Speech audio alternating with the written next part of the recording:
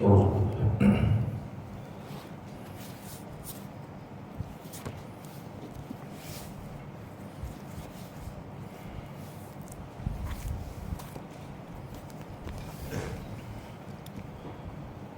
بالله من الشيطان الرجيم.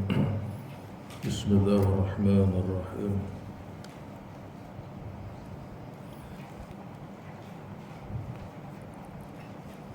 السلام عليكم ورحمة الله تعالى وبركاته. إن الحمد لله نحمده ونستعينه ونستغفره ونستهديه ونعوذ بالله من شرور أنفسنا ومن سيئات أعمالنا. من يهديه الله فلا مضل له ومن يضلل فلا هادي له. أشهد أن لا إله إلا الله وأشهد أن محمدا عبده ورسوله. اللهم صل وسلم وبارك على سيدنا محمد وعلى آله وصحبه ومن اهتدى بهداه إلى يوم القيامة. قال رب اشرح لي صدري ويسر لي أمري واحلل عقدة من لساني يفقهوا قولي. سبحانك لا علم لنا إلا ما علمتنا إنك أنت العليم الحكيم.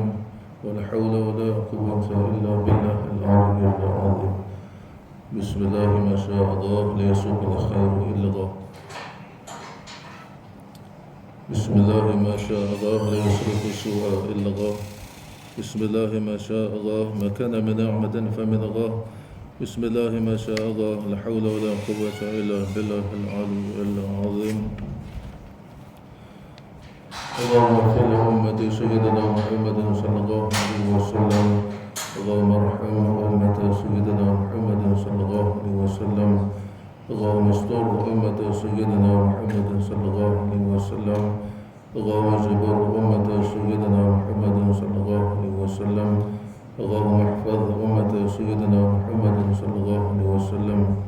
الله الكافي ربنا الكافي قصدنا الكافي وجدنا الكافي لكل الكافي كافنا الكافي ونعم الكافي. الحمد لله.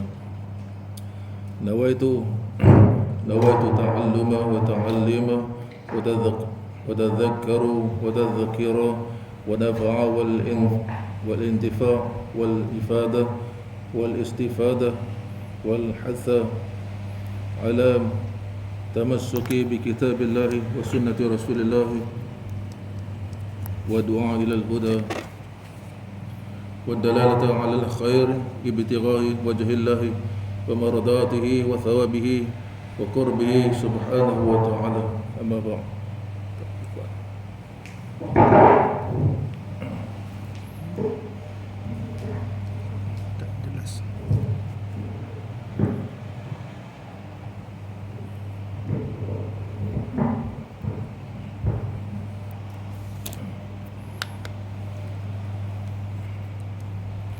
Alhamdulillah, syukur kita kepada Allah Subhanahu wa taala atas nikmat iman dan Islam, atas nikmat bagi umur, atas nikmat sihat tubuh badan, atas nikmat lapang masa yang Allah kurniakan kepada kita dapat kita sama-sama hadir ke rumah Allah ini untuk solat fardu maghrib secara berjemaah, dan sementara masuknya menunggunya solat fardu isya, kita isi masa kita dengan mengaji ilmu fardu ain.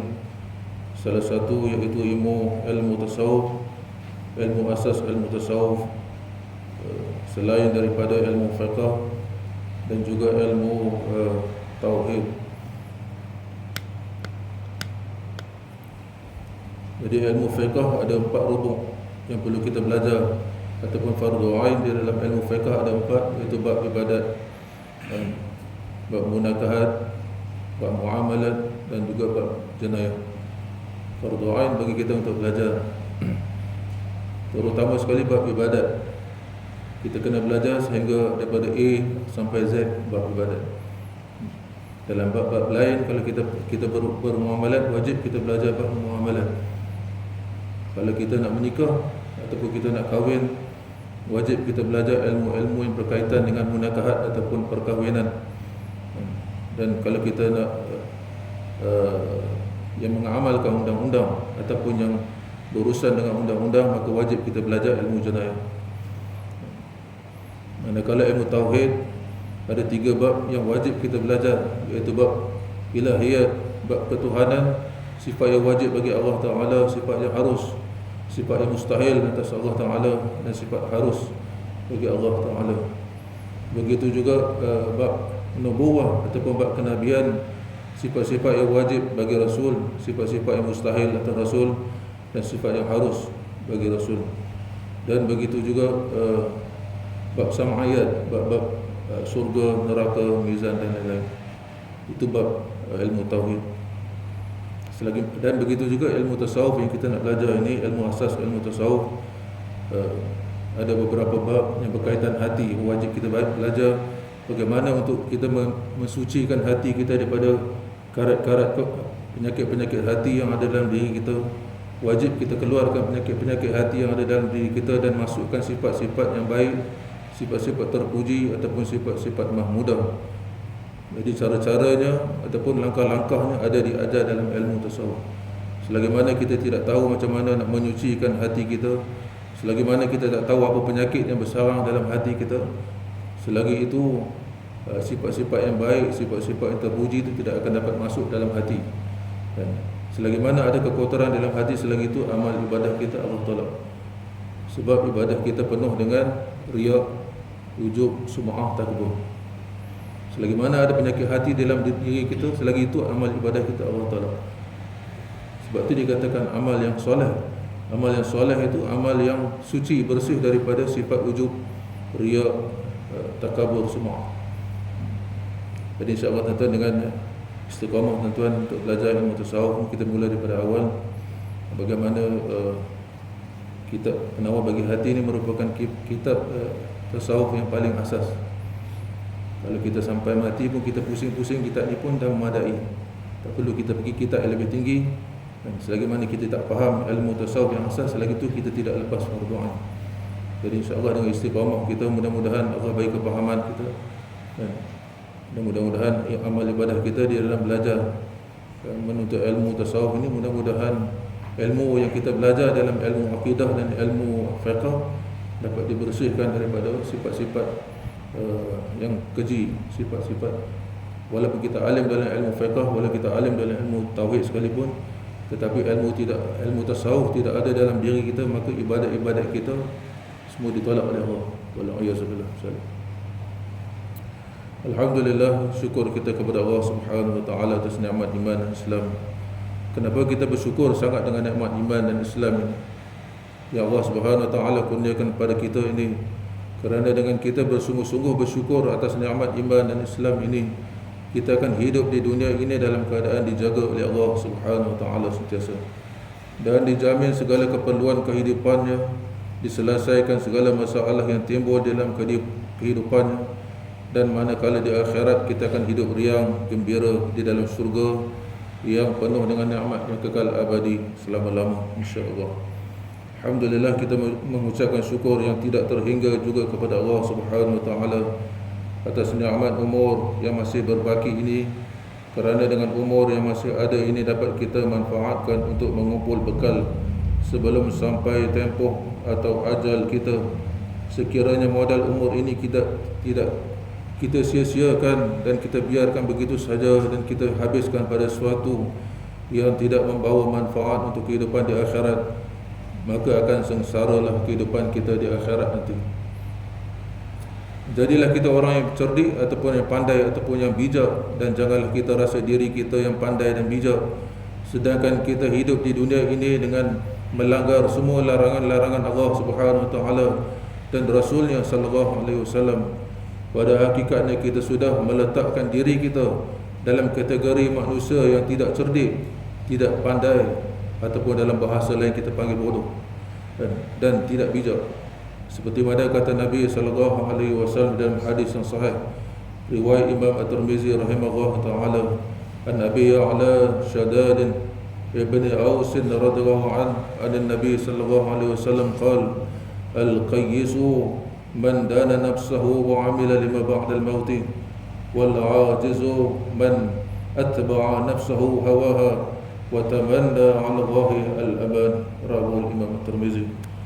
Hadis sahih tuan riwayat Imam At-Tirmizi. Kata Nabi An-Nabi Ya'la, daripada Abi Ya'la Shaddad ibni Ausin bin Ausin radhiyallahu an Nabi sallallahu alaihi wasallam, daripada Nabi sallallahu alaihi wasallam kata Nabi, al-qayyisu, mereka yang bijak itu, mereka yang cerdik, ataupun kita panggil mereka yang pandai, man dana nafsahu, mereka yang menundukkan hawa nafsu, mereka yang boleh menundukkan hawa nafsu, mereka yang boleh mendidik hawa nafsu mereka, sehingga nafsu tu tak boleh nak kawal dia yang mengawal nafsu tu. Wa amila lima ba'dal mauti, bukan sekadar boleh menundukkan ataupun mengawal nafsu dia, dan dia juga beramal untuk kehidupan selepas mati. Ini orang bijak tu. Orang bijak tu orang yang boleh mengawal nafsu dia, orang yang boleh mendidik nafsu dia, supaya nafsu yang jahat tu dapat kita kekang dia, dapat kita ikat dia, dapat kita didik dia, kan? Apabila nafsu kita dah boleh kita didik, dah boleh kita kawal, maka kita boleh beramal. Daripada nafsu yang baik inilah timbul amal-amal yang soleh. Jadi itulah bekal untuk kita bawa kepada Allah Subhanahu Wa Taala nanti. Itulah orang yang bijak. Kalau orang yang tak bijak, sedangkan wala ajizu, sebaliknya, sedangkan orang-orang yang kurang bijak itu, ataupun orang-orang yang tak cerdik, ataupun bahasa kita panggil orang yang bodoh, man atba'a nafsahu, mereka orang yang tak cerdik ni ialah orang yang mengikut akan nafsu. Apa-apa nafsu kata semua diikut belaka. Nafsu suruh buat tu, dia buat tu. Nafsu suruh buat ni, buat ni. Tak ada yang dia sanggah langsung, melainkan dia ikut semua apa kata nafsu. Hawa, mengikut hawa nafsu. Bahasa Melayu kita kata hawa nafsu. Hawa ni maksudnya keinginan kita. Hawa nafsu maksud keinginan nafsu. Keinginan, ikut saja apa kata kehendak nafsu tu, kita ikut saja. Tak ada kita sanggah langsung. Tak ada kita gunakan akal kita untuk fikir ini baik ke ini buruk. Tak ada fikir langsung. Ini orang yang kurang bijak. Sedangkan orang bijak tu dia guna akal dia yang Allah bagi. Dan sebab tu dalam Quran Allah gunakan kalimah afala yatafakkarun, apakah tidak kamu berfikir. Dalam bahasa kita kata, apakah tidak kamu guna akal kamu yang aku bagi kepada kamu untuk berfikir mana yang baik, mana yang tak baik, mana yang elok, dan mana yang elok untuk kehidupan kamu di akhirat, mana yang tak elok untuk kehidupan kamu di akhirat. Jadi gunakan akal kita. Daripada akal kita boleh mendidik hawa nafsu. Wa tamanna 'ala Allahi al-amani, dan bukan sekadar dia mengikut akan hawa nafsu dia, apa kata-kata nafsu dia ikut, dia juga tamanna, dia berangan-angan kepada Allah, panjang angan-angan dia panggil. Dan tak apalah, walaupun kita muda lagi, nanti kita pencen, nanti kita umur 60 ke ataupun kita umur 40 ke, nanti kita ibadat lah. Sekarang ni kita kerja lagi, kita sibuk lagi. Nanti bila kita dah pencen, anak-anak semua dah besar, nanti kita buat ibadat lah. Kita datanglah surau, kita datanglah belajar. Ini panjang angan-angan. Sedangkan hakikat umur tu pendek, bukan yang panjang. Jadi orang-orang yang panjang angan-angan, orang-orang yang ikut hawa nafsu ni, orang-orang yang kurang bijak. Jadi jadilah kita orang yang bijak, itu orang yang boleh mendidik hawa nafsu kita. Macam mana kita nak didik hawa nafsu kita? Melalui ilmu tasawuf. Cara-cara untuk mendidik hawa nafsu ni ada disebut dan diperincikan dalam ilmu tasawuf. Jadi insya-Allah tentang kalau kita belajar mendalami ilmu tasawuf ni, kita akan dapat tahu cara untuk kita bersihkan hati. Kata Imam Ghazali rahimahullah ta'ala, kalau kita nak bersihkan yang zahir, baju kita atau pakaian kita, atau apa juga yang zahir yang kita nampak, yang kita boleh pegang, kita boleh basuh dia dengan sabun ataupun apa juga cara zahir. Tapi dengan batin kita tak boleh guna sabun, kita tak boleh guna pencuci dan sebagainya. Dengan cara batin kita kena basuh dengan cara batin juga. Apa cara batin tu? Iaitu ilmu tasawuf. Ilmu tasawuf tu juga ilmu penyucian hati, tazkiyah nafs, ataupun ilmu pembersihan hati. Selagi mana kita tidak duduk dalam keadaan hati yang bersih, selagi itu amal ibadah kita tidak selamat. Kita mati pun dalam keadaan tak selamat. Walaupun kita amal ibadah banyak, tapi selagi mana ilmu tasawuf tidak ada dalam hati kita tidak bersih, kita rasa amal kita yang kita buat sempurna belaka. Kita rasa amal kita ni dah banyak, dah cukup, dah boleh selamat kita daripada api neraka, boleh selamat kita daripada azab kubur. Selagi mana tak ada ilmu tasawuf, kita rasa selamat. Tapi sekiranya hati kita bersih, hati kita ni ada ilmu tasawuf yang membalut akan amal-amal ibadah kita tu, insya-Allah kita akan rasa amal kita ni tak cukup walaupun banyak sekali.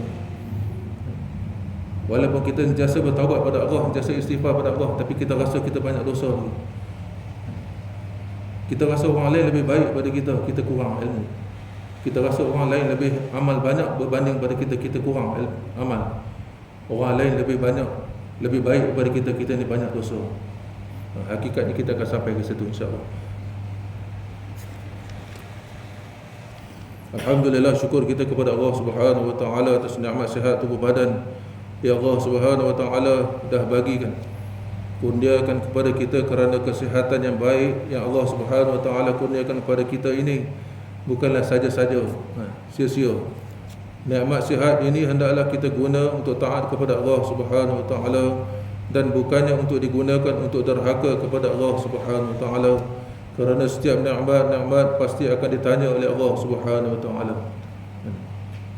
Setiap nikmat yang Allah bagi pada kita akan ditanya satu persatu.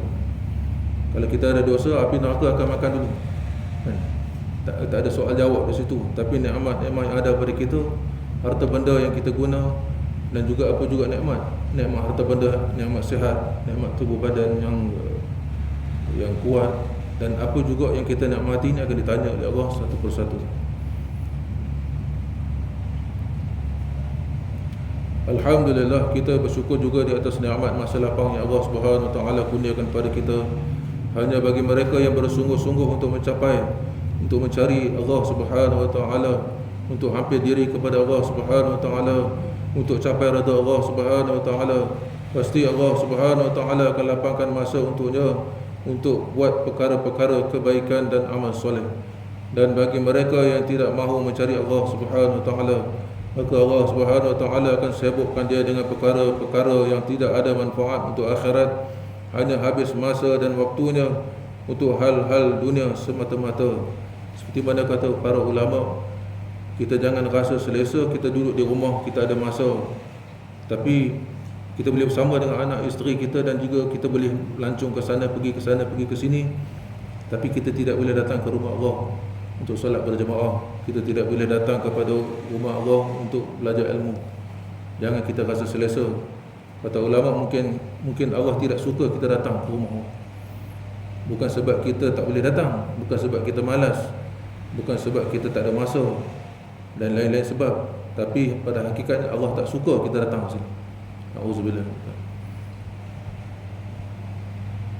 Begitu juga kita tidak boleh baca Al-Quran kat rumah, walaupun kita selai tiap-tiap hari, satu muka pun kita tak mampu untuk baca Al-Quran.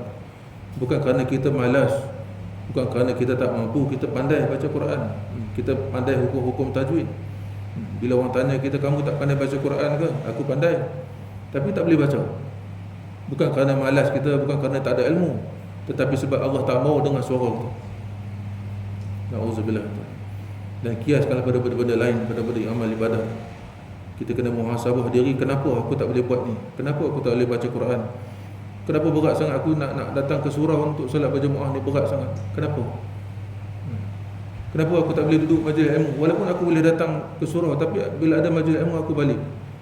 Aku rasa selesa lebih daripada di rumah lagi daripada duduk di surau lama-lama. Kenapa tuan? Kena tanya muhasabah diri. Itu salah satu kaedah untuk kita bersihkan hati, jasa muhasabah diri. Firman Allah Subhanahu wa taala dalam Al-Quran surah Al-Ankabut ayat 69. Ayat 69 ni surah yang terakhir, ayat yang terakhir dalam surah Al-Ankabut. A'udzu billahi minasyaitonir rajim. Bismillahirrahmanirrahim. Walladzina jahadu fina lanahdiyannahum subulana wa innallaha lama'al muhsinin. Surah Al-Ankabut ataupun surah labah-labah. Walladzina jahadu, orang-orang yang berjihad, yang mujahadah diri dia, yang bersungguh-sungguh untuk ubah diri dia daripada yang buruk kepada yang baik, daripada kurang baik kepada lebih baik, daripada tak ada ilmu kepada ilmu, daripada banyak dosa kepada ke arah membersihkan dosa, menghampir diri kepada Allah.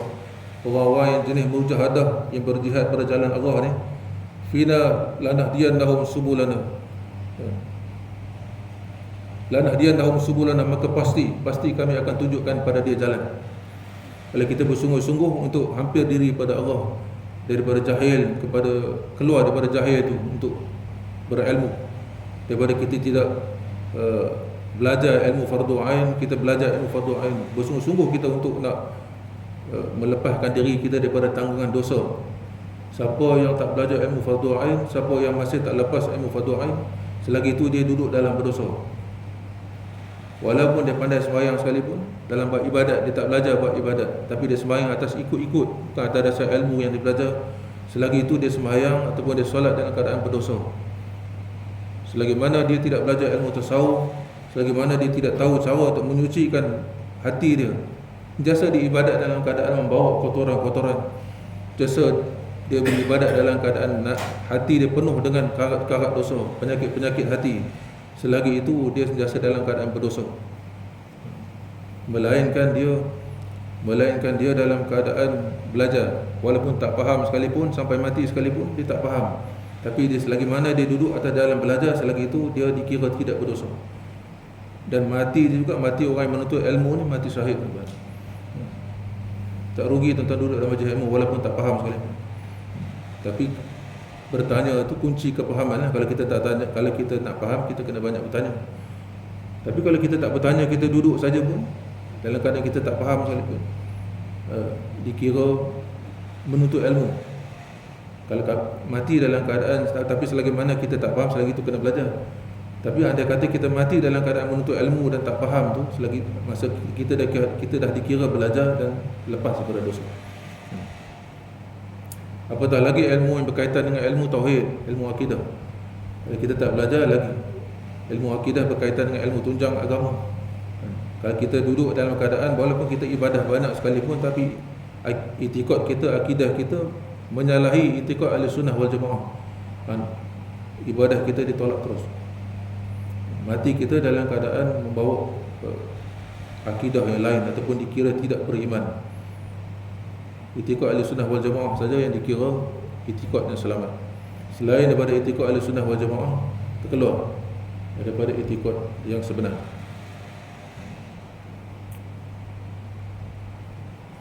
Wa inna Allaha la ma'al muhsinin, sesungguhnya Allah tu la ma'al muhsinin, pertolongan Allah tu berserta, pasti akan berserta pada orang-orang yang hendak buat baik. Orang-orang yang bersungguh-sungguh nak mujahadah diri dia, nak ubah diri dia ke arah yang lebih baik, pasti Allah akan tolong orang-orang yang nak buat kebaikan.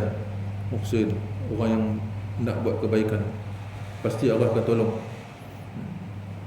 Barang siapa yang bersyukur atas nikmat-nikmat yang Allah Subhanahu Wa Taala dah bagi pada dia, pasti Allah Subhanahu Wa Taala akan ikat nikmat yang ada pada dia.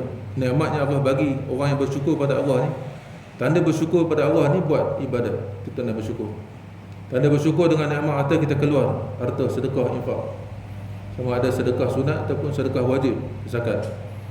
Tanda bersyukur atas nikmat sihat tubuh badan, buat ibadat, zikir pada Allah, selawat, datang solat berjemaah, belajar ilmu, itu tanda sihat yang Allah bagi. Syukur atas nikmat sihat. Dan kiaskan pada benda-benda lain.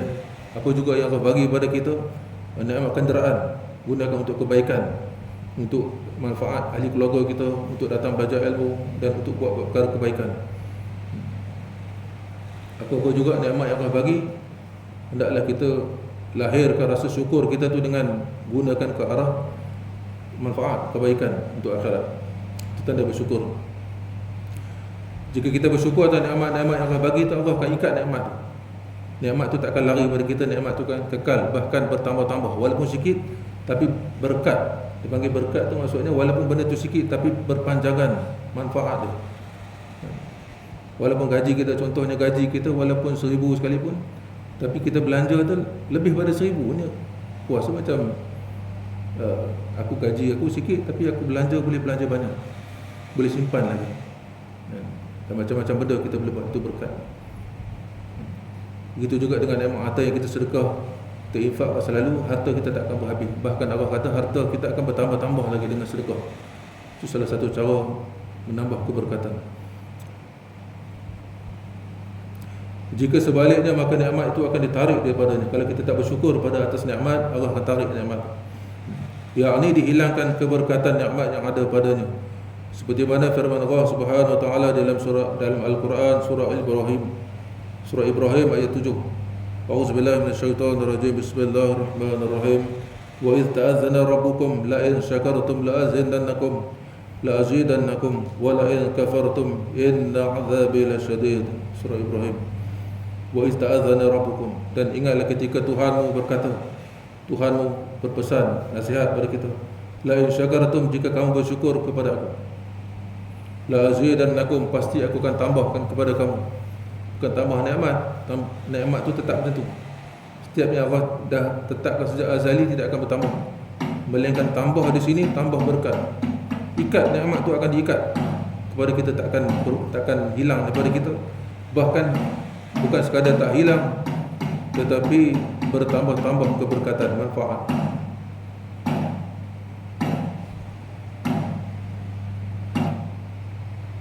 Azan.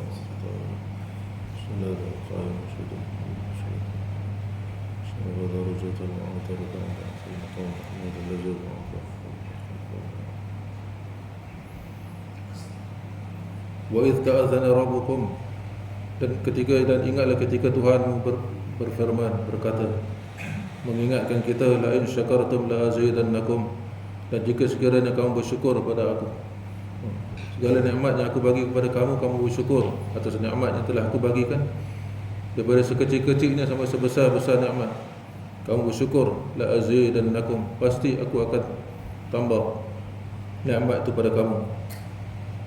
Pasti aku akan ikat nikmat itu pada kamu. Pasti aku akan tambah berkat di sini, tambah berkat kepada kamu. Saya nikmat yang ada pada kamu itu akan kekal dan bertambah-tambah lagi manfaat. Wala in kafartum, dan sebaliknya jika kamu kufur kepada aku. Kufur di sini kufur nikmat. Nikmat yang aku dah bagi, yang Allah Subhanahu Wa Taala dah bagi, kita tidak bersyukur. Bahkan kita gunakan nikmat itu untuk ke lain. Kita gunakan nikmat sihat kita untuk pergi, untuk gunakan bukan untuk datang ibadat, bukan untuk menambah ibadat, untuk datang ke rumah Allah, tapi dia gunakan untuk pergi tempat lain. Dia gunakan nikmat sihat dia untuk pergi ke tempat lain, untuk nafsu dia, hawa nafsu. Bukan guna untuk Allah, bukan guna untuk jalan akhirat. Dia gunakan segala nikmat itu untuk menyalahi perintah Allah. Jadi kalau orang yang jenis kufur nikmat macam ni, inna azabi lasyadid, sesungguhnya pasti azab yang aku akan timpakan aku yang akan aku kenakan pada dia amatlah syadid, amatlah keras, amatlah pedih. Orang yang kufur nikmat ni, walaupun dia ada iman, iman dia walaupun sebesar zarah sekalipun, dia akan selamat daripada azab api neraka, ataupun azab dia akan selamat daripada kekal dalam api neraka. Dia akan dikeluarkan disebabkan iman yang ada pada dia tu. Walaupun sebesar kuman sekalipun, dia akan keluar, Allah akan keluarkan dia daripada api neraka. Tapi disebabkan kufur nikmat yang ada pada dia, yang dia kufur atas nikmat segala yang nikmat-nikmat yang dia kecapi, tapi dia kufur, menyalahi perintah Allah, gunakan nikmat-nikmat itu untuk engkar, derhaka pada Allah. Disebabkan ini Allah akan azab dia dalam neraka. Nah, azab dalam neraka tu tak tahulah berapa lama. Sehari di akhirat bersamaan dengan 1000 tahun dunia. Tuan-tuan kali lah. Jadi berapa lama kita nak diazab dalam api neraka tu, wallahu alam, bergantung kepada rahmat Allah. Jadi kita jangan jadi orang yang kufur atas nikmat Allah. Segala nikmat yang Allah bagi pada kita ni, kita seboleh-bolehnya, semampu kita untuk kita cuba bersyukur pada Allah. Semampu kita. Allah Maha mengetahui apa tu kemampuan kita dan kekuatan kita, Allah Maha mengetahui. Yang penting kita usaha untuk ubah diri kita. Kita tengok muka surat 7.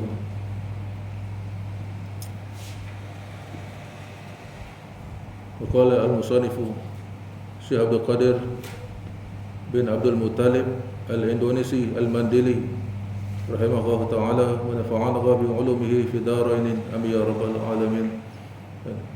Ini kata-kata Syekh Tuan Pengarang Syekh Abdul Qadir bin Abdul Muttalib al-Indonesi al-Mandili. Tuan Syekh kita, pengarang kita orang Mandil ataupun Mandeling. Abang Syah tahu lah Mandeling. Walaupun dia orang Mandeling, tapi dia belajar di pondok di Kedah sebelum beliau ke Mekah. Kita akan ceritakan bayar data dia insya-Allah. Baik, kata pengarang Syekh Abdul Qadir bin Abdul Muttalib al-Indonesi al-Mandili rahimahullah ta'ala wa nafa'ana bi ulumihi. Mudah-mudahan Allah beri manfaat dengan ilmunya kepada dia dan juga kepada kita fi darainin, pada negeri dua negeri, iaitu di dunia maupun di akhirat. Mudah-mudahan ilmu yang kita belajar, yang kita tuntut daripada hasil pada karya tulisan Tuan Syekh kita, mudah-mudahan ilmu ini memberi manfaat buat Tuan Syekh yang mengarang, dan lebih-lebih lagi manfaat untuk diri kita yang belajar. Mudah-mudahan. A'udzubillahi minasyaitonirrajim. Bismillahirrahmanirrahim. Kata penghantar penyusun. Segala puji bagi Allah Ta'ala. Kalau dalam bahasa Arab dia Alhamdulillah Rabbil Alamin. Segala puji bagi Allah. Bila sebut segala puji ni, maksudnya apa juga puji. Sama ada Allah memuji diri dia sendiri, ataupun Allah memuji makhluk, ataupun Allah makhluk memuji Allah, ataupun pujian sesama kita, sesama makhluk. Dan apa juga jenis puji sekalipun, pujian semua kembali kepada Allah. Itu dimaksud segala puji hanya bagi Allah. Alhamdulillah. Segala puji hanya milik Allah. Sebab tu bila kita sebut Alhamdulillah, ataupun orang puji kita, kita sebut Alhamdulillah, bukan nampak diri kita. Kamu ni baik betul lah, Alhamdulillah. Kita sebut Alhamdulillah tapi kita nampak diri kita. Itu masih kotor kahak hati lagi, masih penyakit hati lagi. Nampakkan diri kita tu, nampak bila orang puji kita, nampak apa? Alhamdulillah, dalam hati kita sebut segala puji hanya milik Allah. Segala nikmatnya orang puji, orang nampak kebaikan pada kita, orang nampak kehebatan pada diri kita, semuanya hasil daripada kurniaan daripada Allah. Jadi kita tidak layak dipuji. Yang layak dipuji itu Tuhan punya nikmat tu. Kita diberi nikmat, kita tak layak dipuji.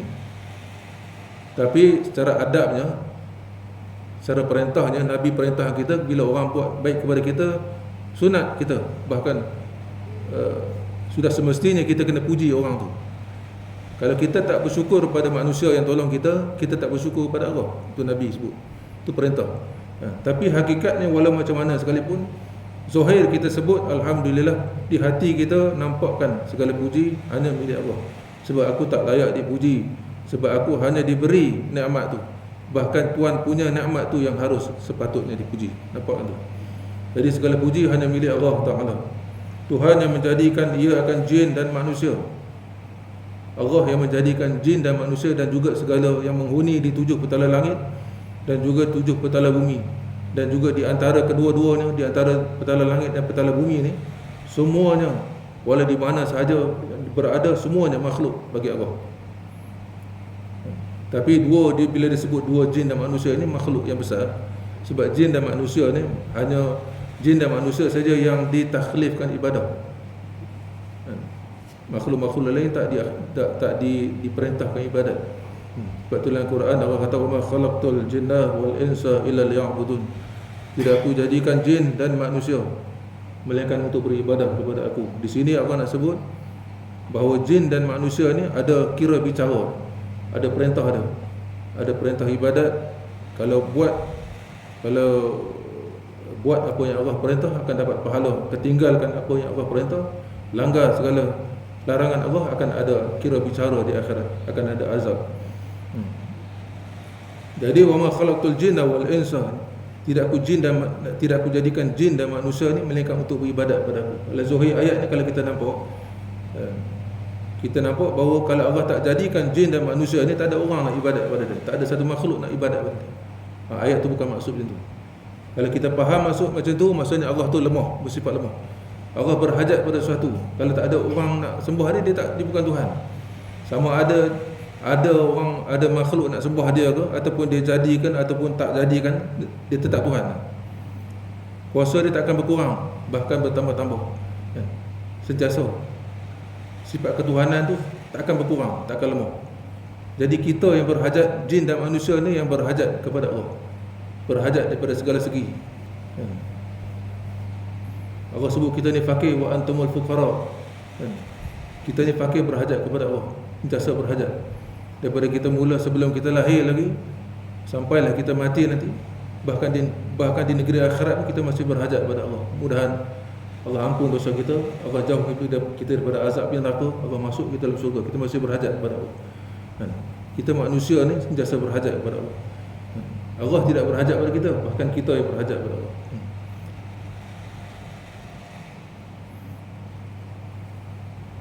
Jadi Allah jadikan jin dan manusia supaya mengerjakan mereka itu akan ibadat. Allah perintah kita untuk buat ibadat. Ibadat tu tak manfaat pada Allah. Kalau kita tak buat ibadat pun Allah tak rugi, bahkan kita yang rugi. Lagi yang sangat mengetahui, ia akan tersembunyi di dalam dada. Allah Maha mengetahui apa yang kita sembunyikan di dalam dada, walaupun kita tak pernah sebut sekalipun, walaupun kita tak pernah cerita pada orang sekalipun, tapi Allah Maha mengetahui. Allah Maha mendengar suara yang kita lapaskan dan juga suara hati kita. Allah Maha mendengar. Walaupun isteri kita tak tahu sekalipun, rahsia-rahsia kita, Allah Maha mengetahui. Dan Allah Maha mengetahui juga mata-mata yang khianat, ain jahat. Orang yang khianat pada kita, Allah Maha mengetahui. Jadi kita pandang orang dengan pandang khianat, dengan pandangan jahat, Allah Maha mengetahui. Dan lagi akan bertanya ia daripada pendengar dan penlihat dan hati dan lainnya pada hari kiamat, di akhirat besok, seperti mana kita baca dalam surah Yasin. Surah tu sikit lagi, kita habiskan kata Syekh. Allah sebut dalam surah Yasin yang kita baca tiap hari Khamis, al-yawma nakhtimu ala afwahihim, pada hari ini nakhtimu ala afwahihim, kami kunci, kami tutup mulut mereka. Wa tukallimuna aydihim, dan berkatalah aydihim, kedua tangan mereka. Wa tashhadu arjuluhum, dan menjadi saksi juga, bercakap juga arjuluhum, kedua kaki mereka. Bima kanu yaksibun, akan apa yang telah mereka kerja. Mulut dah tak boleh cakap kan, sebab mulut di dunia dah puas cakap. Banyak dosa kita, mulut dah keluarkan, dah lapaskan. Jadi di akhirat dia tak boleh nak bercakap lagi, melainkan yang bercakap, yang menjadi saksi lain-lain anggota. Lain-lain anggota kita ni semua menjadi saksi. Dia bukan sia-sia kau jadikan, dia akan menjadi umpama macam CCTV merakam segala perbuatan kita, percakapan kita. Jadi anggota-anggota lain akan menjadi saksi, akan berhujah di hadapan Allah. Allah tanya sekian-sekian, buka catatan amalan kita, kita akan baca sendiri catatan amalan kita. Akan dibentang di hadapan kita, kita akan baca sendiri di hadapan. Jadi kunci di sini bukan maksud tak boleh bercakap, boleh bercakap, tapi bila nak menjadi saksi tu tak boleh. Dia akan baca catatan amal dia sendiri. Bila baca, Allah akan tanya, betulkah kamu buat? Mulut tak boleh jawab masa tu. Jadi yang menjadi saksi tangan dia, kaki dia dan lain-lain anggota. Ya, kamu kata mulut tak boleh cakap, mulut nak menipu lagi. Sebab tu di akhirat besok Allah kunci mulut mereka. Allah akan izinkan bercakap pada tempat-tempat yang perlunya. Dan selawat dan salam, salli wa sallim, selawat dan salam atas keduanya, iaitu selawat dan salam tu bagi Nabi sallallahu alaihi wasallam yang dibangkitkan kepada sekalian alam kerana rahmat. Rahmat Allah, atas rahmat Allah, Allah utus Nabi untuk jadi pemimpin kita, ataupun yang akan memimpin tangan kita jauh daripada azab neraka. Dia menunjukkan jalan, dan asalnya kita dalam keadaan tidak ada hidayah, hidup dalam kegelapan. Apabila Allah utus Nabi, Nabi membawa cahaya buat kita. Wa ma arsalnaka illa rahmatan lil alamin. Tidak aku utuskan Nabi Muhammad sallallahu alaihi wasallam itu melainkan bawa rahmat silan alam. Yang bersabda ia Nabi sallallahu alaihi wasallam bersabda bahawasanya Allah Taala tiada menilik ia kepada rupa kamu, dan tetapi menilik ia kepada segala hati kamu. Inna Allah la yanzuru ila suwarikum. Sesungguhnya Allah tidak tengok, tak pandang langsung pada suar kamu tu, pada rupa parah kamu tu. Wa amwalikum, ataupun harta benda Allah pun tak nilai langsung, Allah tak pandang. Kalau Allah nilai harta benda, kalau Allah dalam hadis lain Nabi sebut, seandainya harta benda dunia tu ada nilai di sisi Allah, walaupun sayap nyamuk, seberat sayap nyamuk sekalipun, kalau ada nilai di sisi Allah, nescaya orang kafir tu takkan dapat minum air walaupun satu teguk sekalipun. Itu kalau ada nilai. Ini menunjukkan harta benda tu tak ada nilai di sisi Allah, bahkan untuk dunia semata-mata. Melainkan kita guna harta benda yang Allah bagi pada kita tu untuk jalan akhirat, maka ia akan jadi manfaat bagi kita. Kalau kita gunakan semata-mata dunia, semata habuan hawa nafsu kita, tak ada habuan insya-Allah, tak ada manfaat. Walakin yanzuru ila qulubikum, akan tetapi Allah melihat, Allah telik kepada hati kamu. Hati kamu, sebab tempat pandangan Allah itulah hati. Sebab tu hati tu perlu dibersihkan. Allah tak melihat pada rupa parah ibadat kamu, kecantikan ibadat kamu, ilmu kamu dan lain-lain Allah tak pandang. Tapi Allah tengok pada hati. Ibadat yang kita buat tu sejauh mana ikhlas. Adakah kerana Allah ataupun kerana benda yang lain. Jadi walakin yanzuru ila qulubikum, akan tetapi aku melihat akan kepada hati kamu, wa a'malikum, dan juga amal kamu. Jadi daripada hati baru Allah tengok amal. Allah tak tengok amal dulu. Allah perhati hati. Bila cantik hati tu, maka cantiklah amal. Kalau buruk hati tu, maka buruklah amal. InsyaAllah. Dan atas sekalian keluarganya dan sahabatnya, dan selawat dan salam juga ke atas keluarga Nabi dan juga sahabat Nabi radhiyallahu anhum, yang membersihkan mereka itu kan segala hati mereka. Allah bersihkan hati mereka daripada sifat kecelaan, sifat mazmumah, dan menghiasi diri mereka itu akan dia dengan perangai yang baik dan sifat kepujian. Amma ba'd. Adapun selepas itu, amma ba'du ni adapun selepas. Maksudnya amma ba'du ni pemisah kata-kata. Dia memisahkan antara mukadimah dan juga nak mula bercakap. Dipanggil amma ba'du. Maka ini sebuah kitab yang kecil. Sebuah kitab yang kecil ni maksudnya kecil lah. Kalau kitab besar tu berjilid-jilid, 3-4 jilid ke atas, itu panggil kitab besar. Kalau kitab yang kecil ni nipin-nipin. Ini satu kitab yang kecil pada permulaan ilmu tasawuf, itu ilmu asas ilmu tasawuf. Hamba himpunkan dia kerana peringatan bagi hamba sendiri. Aku tulis kitab ini tujuan yang paling utama tu untuk peringat diri sendiri dan bagi sekalian saudara-saudara yang baru belajar. Untuk memperingati, tujuan utamanya aku tulis kitab ni untuk peringati diri aku sendiri dan lebih-lebih lagi kepada kita-kita ni yang baru belajar. Dan hamba namakan akan dia dengan penawar bagi hati ataupun ubat bagi hati, pada menerangkan barang yang wajib yang dibersihkan daripadanya. Dalam kitab penawar bagi hati ini Tuan Syekh kita nak terangkan cara-cara ataupun ilmu-ilmu tasawuf had wajib yang wajib kita belajar, tiap-tiap fardu ain bagi tiap-tiap orang belajar, yang perlu dibersihkan daripadanya, iaitu hati yang perlu dibersihkan. Dia akan bagi tahu kita apa penyakit dan cara untuk bersihkan. Dan dihiasi dengan dia akan segala hati. Dan nak menghiaskan hati kita tu, bila hati kita ni umpama cawan yang kosong ni. Umpama cawan yang kosong. Tapi cawan yang kosong ni kotor, banyak karat-karat dia, banyak hitam-hitam. Jadi cara nak bersihkan cawan ni, yang umpama hati ni, hati kita kata hati, cara nak bersihkan hati yang kotor ni melalui ilmu tasawuf. Bila hati ni dah selagi mana hati kita kotor, selagi tu benda-benda mahmudah ataupun sifat-sifat kepujian tak boleh masuk. Walaupun kita cuba masuk tapi tak boleh masuk. Melainkan dia perlu dibersihkan dulu. Bila dah bersih baru boleh masuk. Jadi mula-mula peringkat permulaan belajar ilmu tasawuf ni, kita belajar untuk bersihkan, kenal dulu penyakit, kemudian cara untuk ubat penyakit tu. Bila kita dah bersihkan hati ni, baru kemudian di hujung kitab kita akan belajar cara-cara untuk hias hati itu, untuk isi cawan hati kita dengan sifat-sifat mahmudah ataupun sifat-sifat kepujian. Dan dihiasi akan dia dengan dia akan segala hati yang bersih. Dan hamba sebut di dalamnya akan satu pendahuluan, satu mukadimah. Kita akan mulakan nanti dengan pendahuluan ataupun mukadimah dan 3 kitab ataupun 3 tajuk besar.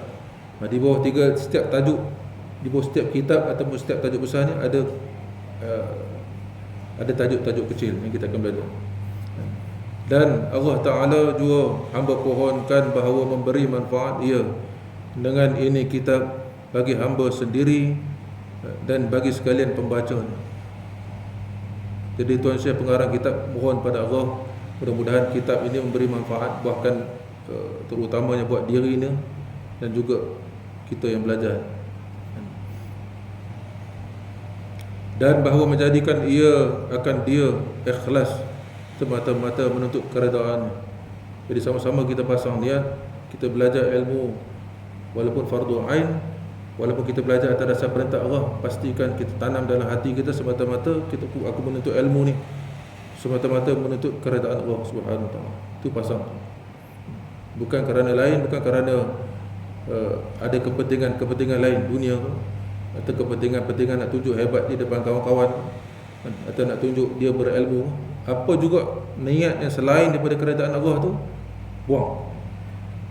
Sama-sama kita niat malam ni kita belajar, aku menuntut ilmu tasawuf mata-mata atas perintah Allah, dan menuntut kata apa, atas perintah Allah dan Rasul, dan semata-mata menuntut keredaan Allah. Kerana bahawasanya ia sangat kuasa atas tiap-tiap sesuatu. Kerana Allah tu, Allah Subhanahu Wa Taala tu maha kuasa ke atas tiap-tiap sesuatu. Nak bagi alim ke bukan kerja kita belajar. Allah yang bagi kita alim. Allah yang bagi kita faham akan ilmu agama. Bukan kerana diri kita, bukan kerana sijil kita, bukan kerana susah payah kita belajar. Pergi sekolah tu, pergi sekolah ni, bukan. Kita yang bagi kefaham ilmu agama tu Allah. Yang bagi alim tu Allah. Yang bagi kita boleh beramal dengan ilmu yang kita belajar tu Allah. Sebab tu ilmu ni dikatakan manfaat ialah bila kita boleh beramal dengan ilmu. Walaupun kita banyak ilmu sekalipun, banyak sijil sekalipun, banyak gelaran yang orang bagi pada kita sekalipun, tetapi kita tidak boleh beramal, maka celaka ilmu tu. Ilmu tu tak boleh bagi manfaat. Kalau di dunia dah tak boleh bagi manfaat, apatah lagi di akhirat. Auzubillah. Jadi pertama sekali niat kita penting, niat kita untuk capai redha Allah. Yang menghimpun, yang menulis kitab ni Abdul Qadir bin Abdul Muttalib Al-Indonesi Al-Mandili Mekah Al-Mukarramah. Jadi tuan mengarang kitab ni dia lebih 30 tahun. Daripada umur 14 tahun dia dah mula berhijrah daripada Mandil, daripada Sumatera Utara, bang, betul kan? Sumatera Utara. Kampung nama Mandil. Lepas tu digelar Al-Mandili. Daripada Tasik Toba tu bukan 100 km lebih, kan? Tasik Toba ke kampung Mandil 8 jam. 5 jam. Jadi daripada Tasik Toba, Danau Toba tu terkenal lah Tasik Toba ni. Saya pun tak pernah sampai, mungkin abang Syah pernah sampai kampung ni. Menghala ke kampung Al-Mandil, ataupun disebut orang Mandil ni orang Mandiling. Abang Syah bahasa Al-Mandiling, Al-Mandil. Jadi daripada umur 14 tahun berhijrah daripada Mandil ke Kedah, belajar di pondok di Pendang. Kemudian beberapa pondok di Siti Gajah dan beberapa tempat di Kedah, dan kemudian berhijrah ke Mekah dan duduk di Mekah dan meninggal di Mekah. Dan menjadi guru di Mekah. Orang yang paling alim, orang yang alim. Disebut orang yang alim ni juga bukan disebut sekadar syekh je. Syekh tu tinggi dah. Tinggi daripada ustaz, tinggi daripada kiai dan lain-lain. Tapi bukan sekadar syekh tuan pengarang kitab ni, bahkan dia orang yang tulis dia syekh, bahkan dia al-alamah, dia panggil orang yang paling alim. Mengajar di Mekah dan meninggal di Mekah. Dia menulis kitab ni pada 7 Rajab tahun 1378 Hijrah. Pada tahun sekarang 1444 Hijrah, lebih kurang 60 tahun lebih, 66 tahun lebih kurang. Kitab yang ada depan kita, asal kitab Jawi kan, tulisan Jawi lama. Ini kalau di pondok, di madrasah, merupakan salah satu kitab yang wajib di sini. Maksudnya bukan sekadar belajar, bahkan habis ulang sampai bila-bila di pondok lah, di madrasah. Jadi mula-mula kita belajar dengan guru, tapi bila dah khatam sekali, kita akan belajar dengan kepala talaki, dia panggil. Di setiap pondok kita tu ada kepala talaki, maksudnya anak-anak murid yang dah lama, kita akan baca kitab-kitab yang dah dibaca tu, jadi wirid, maksudnya jadi wirid pada kepala talaki. Jadi guru akan baca kitab-kitab yang lain. Allahu a'lam. Ada soalan? Takat tu.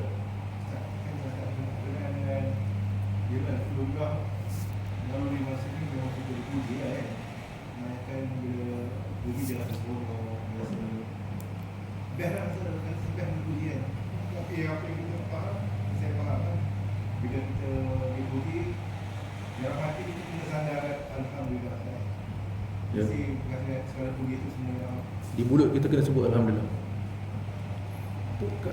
Kalimah hamdalah ni ataupun pujian kepada Allah ni, kita disunatkan ataupun kita dituntut untuk sebut supaya kita nampak Allah. tak nampak diri. Itu tujuan sebenar. Lepas tu Allah sebut wa ma khalaqtul jinna wal insa illa liya'budun. Di situ maknanya aku jadikan jin dan manusia ni hikmat dia. Hikmat dia melainkan liya'rifuni, untuk kenal aku. Hakikat di situ ya'budun tu maksudnya liya'rifuni. Tujuan aku jadikan jin dan manusia tu untuk kenal aku. Itu pertama kan. Kita belajar ilmu fiqh bukan tujuan untuk nampak diri. Kan? Kita belajar ilmu fiqh lagi kita alim dalam ilmu fiqh, kita rasa sunat je, kita tak amal nak tunjuk kita ni alim. Benda-benda sunat kita tinggal. Contoh lepas bagi salam, kita tak sapu muka. Itu macam tu je. Kita nak menunjukkan kita ni alim dalam ilmu fiqh, contoh kan. Kita tak nampak.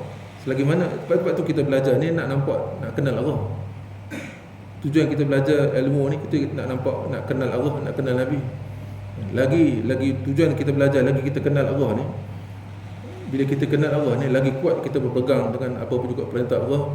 Dan tak kira lah sunnah ke, sunat ke tak sunat, wajib terlebih-lebih lagi lah. Sunat tu terutama. Sebab sunat tu bukan sunat, sunnah Nabi.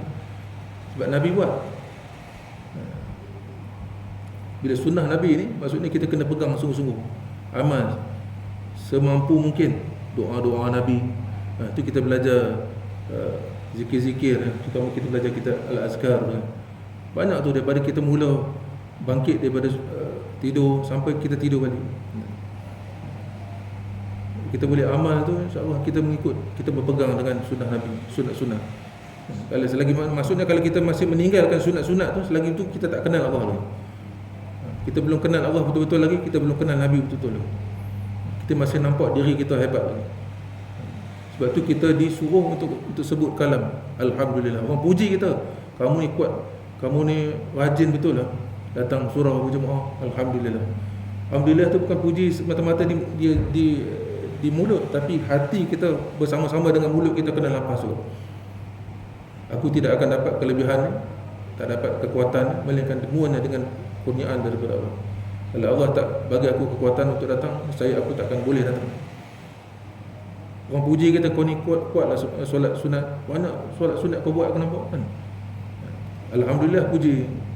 Di mulut kita lepas dulu, hati kita nampak. Aku boleh solat sunat ni yang banyak ni atas bantuan, atas kurniaan Allah, atas taufik Allah, atas kekuatan yang Allah bagi pada kita. Kalau Allah tak bagi kekuatan pada kita, Allah tak bagi taufik pada kita, satu rakaat pun kita tak mampu untuk berdiri.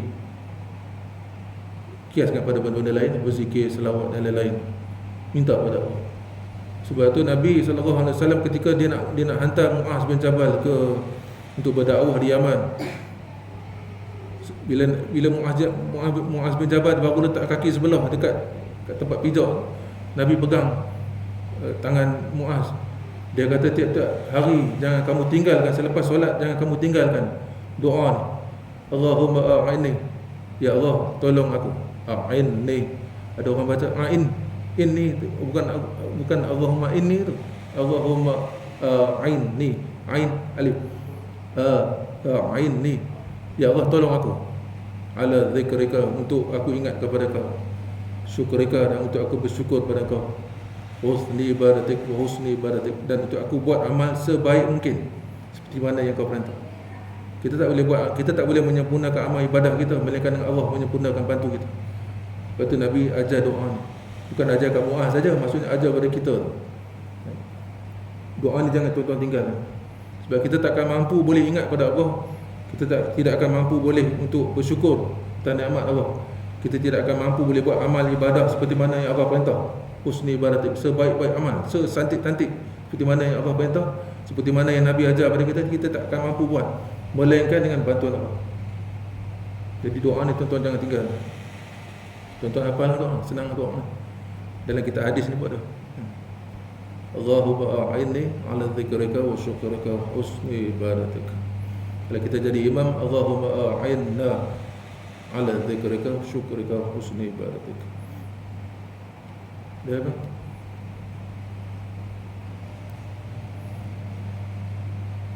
Baik. Jadi insyaAllah tuan-tuan, apa yang kita dengar dapat kita ambil manfaat. Mudah-mudahan kita dapat beramal walaupun sikit. Jadi kita baru baca mukadimah penterjemah Syekh Abdul Qadir. Jadi kita akan sambung dengan mukadimah, ataupun tadi kita panggil pendahuluan kata-kata aluan Tuan Syekh, dan kita akan mula nanti insya-Allah kemudian pendahuluan ataupun mukadimah kitab. Mudah-mudahan mudah-mudahan Allah Subhanahu Wa Taala bagi pada saya dan juga tuan-tuan boleh istiqamah. Saya yang menyampaikan dan juga tuan-tuan yang mendengar. Dan lebih baiknya tuan-tuan, kalau dalam atas nama istilah belajar ni, kena ada senjata kita. Apa senjata kita? Ulama kata ilmu pengetahuan ni, terutamanya ilmu fardu ain ni, memang syaitan tak suka ni. Syaitan paling benci sekali ilmu fardu ain. Ilmu-ilmu lain mungkin dia suruh kita belajar, tapi ilmu fardu ain ni syaitan amat tak suka. Jadi kita perlu jinakkan dia. Jadi ulama kata ilmu pengetahuan ni bukan sekadar tak disuka oleh iblis, oleh syaitan. Bahkan dia seperti umpama binatang liar. Binatang liar ni kalau kita nak tangkap dia susah. Tapi selagi apabila kita boleh tangkap dia dan kita pasang jerat dan macam-macam, maka kita ikat dia kemas-kemas. Jadi cara nak mengikat ilmu ni dengan senjata, ada senjata, ada peralatan dia. Apa peralatan dia? Pen, pensel, buku. Dengan kitab pun kita dobit, maksudnya kita tanda di kitab, kita catat di kitab, dan juga buku lain. Ada pen, ada kertas. Jadi ilmu ni kita tak boleh ingat. Kita bukan ulama mustahid. Kita mana Imam Syafi'i, Allah beri kelebihan untuk walaupun dia mendengar dia boleh hafal kan, tapi kita tak, saya lah terutamanya kan. Kita dulu belajar pun Tok Guru cukup marah ni kalau kita tengok macam tu. Dia kata apa? Dia kata Tok Guru anak murid lebih alim daripada Tok Guru lagi. Sebab Tok Guru bawa kitab, anak murid tengok aja kan. Ya, mudah-mudahan Allah bagi kepahaman pada kita. Kita duduk atas jalan belajar kan, dengan cara kita duduk dalam ilmu, dalam menuntut ilmu dengan adab-adab ilmu. Mudah-mudahan Allah bagi kepahaman kita, bukan sekadar untuk kita belajar dan kita faham, bahkan lebih-lebih lagi untuk kita amal. Mudah-mudahan amal yang kita boleh beramal dengan ilmu, berkat daripada ilmu kita belajar. Mudah-mudahan ilmu tu memberi manfaat untuk kita di dunia dan juga di akhirat, insya-Allah. Amin ya rabbal alamin. Kita tutup majlis kita dengan tasbih kifarah surah Al-Asr. Subhanallah wa bihamdihi, subhanallah wa bihamdihi, astaghfirullah wa atubu ilaih. Wal 'asri innal insana lafi khusr illa allazina amanu wa 'amilus shalihat wa tawasaw bil haqqi. Wallahu a'lam. Assalamu alaikum warahmatullahi taala wabarakatuh.